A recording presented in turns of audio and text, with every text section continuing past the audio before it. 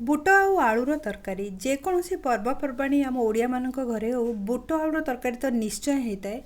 जेमिति कि पिठा सांगरे हो अथवा पूरी रुटी सांगरे हो, जन्मदिन हो अथवा को भी सेलिब्रेशन हो। ये रेसिपीटा ना टिके अलग प्रकार करवा एथिरे आमे मसला बटा दबानी किंतु यार स्वादटा बहुत बढ़िया आसी थाए। आपन देखि पारुथिबे कलर भी केते बढ़िया आछि और खाइबा को भी स्वादिष्ट। चलंतु रेसिपी आरंभ करिवा। गोटे ताटिया बुट को मु बतुरे थी 3 ରୁ 4 घंटा हो गलानी।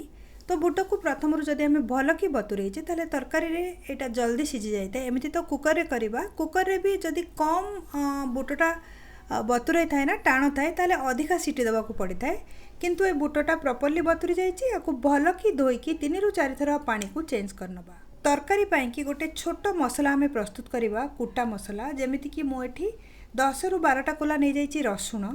ता संगरे आमे मिसेइबा गोटे इंच पीस अदा, अदा को धोईकी तार चोपा छड़ेकी मु काटिकी रखिथिली ताको मु एठी मिसेई नेची। वर्तमान अदा रसुण संगरे आमे मिसेइबा 3टा लंका, 3टा लंका को मु काटिकी रखिथिली। ए तीनोटी जाक सामग्री को भलरे कुटी दबा। पूरा आकु प्लेन करवानी, टिके खदड़ा रखिबा जहा द्वारा कि तरकारीटा भल लागिबो। मसलाटा को साइड रे रखिबा, तरकारी जेतेबेले करबा सेतरे यूज कर। एठी मु गोटे कुकर को गरम करि नेची, बड़ साइज रो कुकर। कुकर रे तेल नहीं जावा। बुट डाली और आलूर क्वांटिटी हिसाब से आपन तेल नेबे। मुझे 7-8 चामच तेल नहीं जाइए। फ्लेम को हाई करके गरम होगा दबा। तापरे गोटे चामच सोरिष संगे गोटे चामच जीरा को मिसेकी एथिरे पकेबा और टिके समय छाड़ीदबा फुटिया पाई। 3टा मीडियम साइज प्याज को छोट छोट कर काटिकी रखी मुझे पकई नहीं। किछि समय पर्यंत प्याज को भाजी नबा, जमारू अधिका डार्क करेनि। अधा कुक हैला पर्यंत प्याज को भाजीबा, गोटे मिनिट पर्यंत स्लो मीडियम फ्लेम रे। रसुण अदा और लंकार छेचा मसला को आमे प्याज संगे मिक्स करवा। तापरे सब जिनस को मिसेकी भाजी नबा। एबे डार्क कलर हैला पर्यंत सब सामग्री को भाजीबा।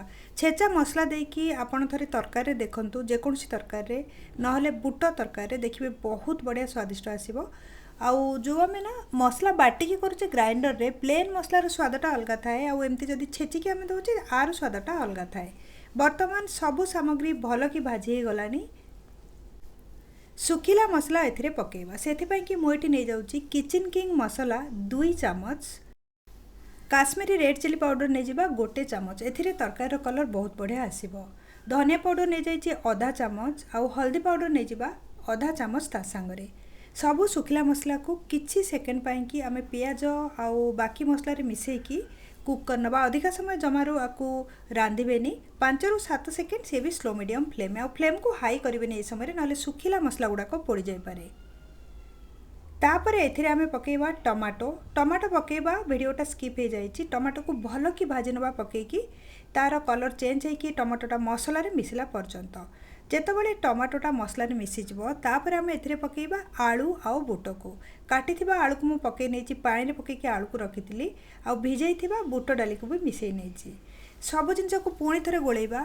एठी गोटे कथा मन रखंतु, डायरेक्ट आपण पानी एथिरे पूरे सिझिया पाई कि रखिदेबिनी कुकर रो कवर को बंद करिकी। बुट और आलू सुखिला हैला पर्यंत गोले पोले आकु आमे कुक करिबा। आलू बुट मसला जेमती भल कि मिसिकी सुखिला हो जिवो से पर्यंत कुक करिवे। फास्ट केबे भी पानी देबेनी।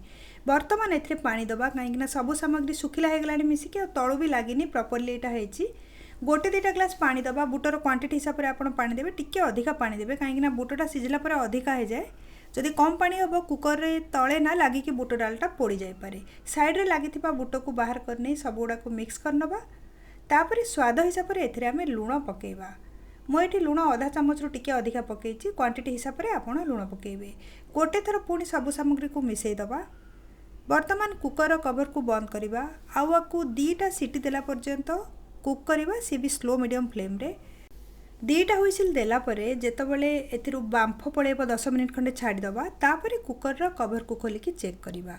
वर्तमान कुकर रु बांफ जाई सारलानी। 2टा हुइसिल देला परे मु 10 मिनिट पर्यंत को छाड़ी देइथिली। आपण देखि पारुथिबे केते बढ़िया कलर आछि तरकारीटार। केही भी कहबेनी जे बटा मसला छाड़ी के हमें छेचा मसला रे आकु तयारी करचे बोली। बहुत स्वाद रे लागि थाए। सब जिनस को गोळे नबा, कंसिस्टेंसी ठीक अछि। जदि आपन को लागला टिके काठुआ हेछि ताले गरम पानी एथरे टिके पकई नेबे आउ सब सामग्री को गोळेई देबे टिके समय पर्यंत फुटेबे ठंडा पानी जमारू व्यवहार करेंगे परे तरकारी जेतेबेले भी आपण झोल पाई कि एक्स्ट्रा पानी दउछंती गरम पानी व्यवहार करेंगे ताहले एथिरे टिके धनिया पत्र पकई मु गोळेई नेछि वर्तमान हमर बुट आलू तरकारी तयारी हे गला पूरी सांगरे हो भात सांगरे हो अथवा रुटी सांगरे हो आपण खाई परिबे स्वाद रे बहुत बढ़िया आ फटाफट एटा तयारी जाय थाए खाली बुट को बतरिया को जतिक समय लागि थाए रेसिपी विषय आपण मन रे जहाँ भी क्वेश्चंस अछि कमेंट सेक्शन में शेयर करंतु एई प्रकार बहुत ओडिया रेसिपी मो चैनल को सब्सक्राइब करनियंतु राइट साइड जो बेल आइकन अछि ताको क्लिक करके ऑल नोटिफिकेशन बेल को ऑन करंतु जहाँ द्वारा कि मु जो भी वीडियो अपलोड करबी ता आपण मानक पाखरे नोटिफिकेशन रूप रे पहुंची जिवो।